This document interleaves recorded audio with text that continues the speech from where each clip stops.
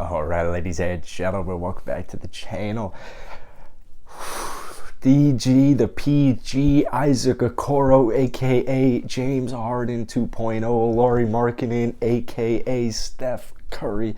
The Cleveland Cavaliers are back in business, baby. Welcome back, Karis LeVert, as well. Cavs get a very needed victory tonight at home against the Los Angeles Clippers. Now, obviously, the Clippers, they're pretty depleted, but they're playing hard.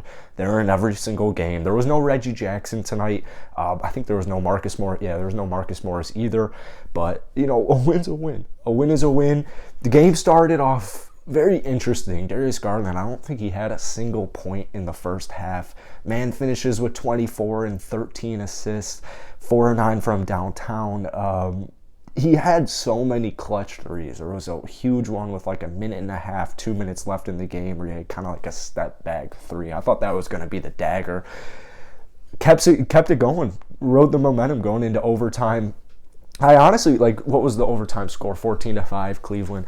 When the game went into overtime, I knew Cleveland was winning this game. I mean, to be honest with you, at no point was I really worried actually Cleveland was going to choke away this game. If they did, I was going to be very upset. But Evan Mobley, career night. I believe this was his career high, 30 points for him.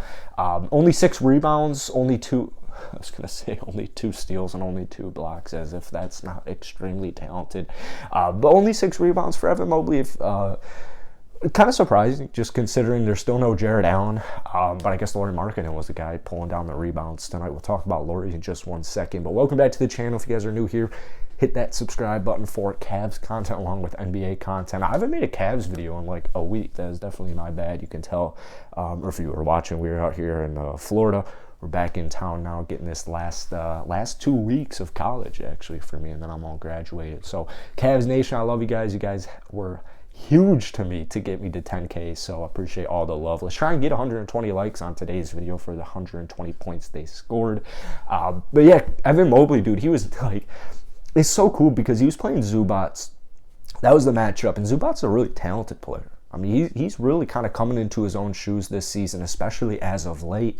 And just late in the game, the Cavs just kept attacking Zubac. Whether or not it worked enough. It definitely worked enough. And Evan Mobley was just he was feasting on that left block, whether he was getting to the free throw line, where he wasn't ultra efficient, only 3 of 6 from the free throw line. But Evan Mobley, phenomenal offensive game, and he took 22 shots tonight. That's what I want to see from Evan Mobley. That's usually the critique with Evan is it's dude, you're over 7 feet and you can handle the basketball. They can't stop you. There are very few players in the NBA right now who can stop you without calling for a double team. So feast when you can feast, man. And that's exactly what he did tonight. It was awesome to see.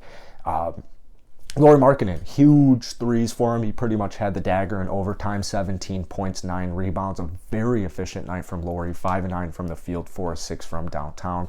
Corral's in 9 rebounds. That was also a big deal. Kevin Love off of the bench, 13 points, 9 rebounds for him, 3 of 6 from downtown. No Jared Allen has really been tough for this Cavs team as far as a multitude of different things, even scoring. I mean, Jared Allen's a really solid scorer. What's he averaging this year? 17 points. So it's nice to see guys step up. And then obviously you got Karis LeVert back tonight, which was huge. He was in the closing lineup.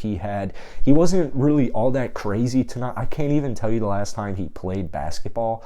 It was at least 2 weeks ago, so we'll give him some time for sure. But he did everything else. He had 11 points, 7 rebounds. He had 3 assists, very efficient, 5 of 10 from the field, 1 of 2 from downtown. But he hit a bench high of plus 14. So he was playing hard. He's playing defense. In that closing lineup, I really like it. Then you have Isaac Okoro, man. Isaac Okoro was literally James Harden tonight. Zubac, I was worried. Zubac kind of looked like he almost injured him late in the game. But Isaac Okoro, man, what did he get to the free throw line? 13 times tonight. This guy finished plus 21. He was throwing the clamps all night on defense. Finishes with 20 points, 5 rebounds, 5 assists, a steal, and a block, and shot 4 of 6 from the field, and 1 of 1 from downtown. This is the development you want out of your second-year player, Isaac Okoro, because this guy is a legitimate two-way threat in the NBA, and it's very cool to see, especially in the calendar year of 2022, what was it been, like 2.5 months? That's really where Isaac Okoro, I felt like, is really catching his groove. I mean, he's been solid defensively ever since he got drafted. But Isaac Okoro offensively, like, these are becoming so much more common. It used to be like every 5 games, maybe every 4 games, Isaac will have like 15 points on efficient shooting, and you'll be like, this is a taste. This is a glimpse of his future. And these are just becoming more and more and more often. So it's really cool to see. I'm loving Isaac Okoro. I still love this Cavs team. Obviously, they're still very depleted, but they're making it work. I like the signing with Moses Brown. It doesn't really look like they're going to give him that much of an opportunity, to be quite honest with you. But I do like the idea of signing Moses Brown. He's like 7'3". Definitely useful. When Jared comes back, I mean, Cleveland's interesting because it doesn't really seem as if Cleveland's going to win a champ. Like, I don't think they're going to win a championship this year. I don't even know if they're going to make like the Eastern Conference Finals. That even might be reaching. I'm sorry, but that just might be the truth to it.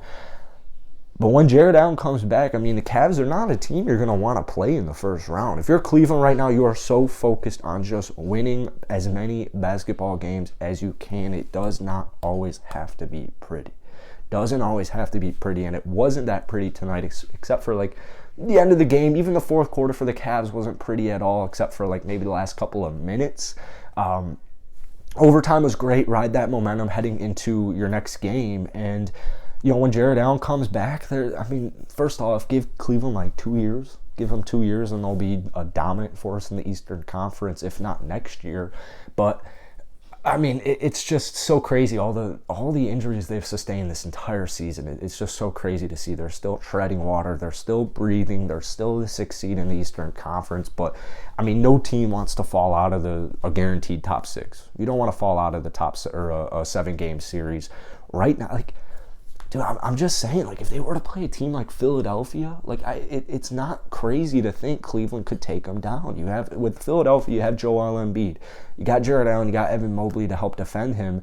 And if you can just neutralize a player like James Harden, who playoff-wise has never really been that good, I mean, I know. So it's not a crazy thought. It really isn't a crazy thought. You get Isaac Okoro, maybe play some help defense in the playoffs, put him on James Harden, and then, you got Jared Allen on Joel. And if you can just do as much as you can to neutralize those two guys and put enough points onto the scoreboard, obviously, you're going to have more of a chance to win the game. But, like, don't think just because of these injuries, Cleveland's like an easy first round or, like, just right away their season. I mean, they're still there.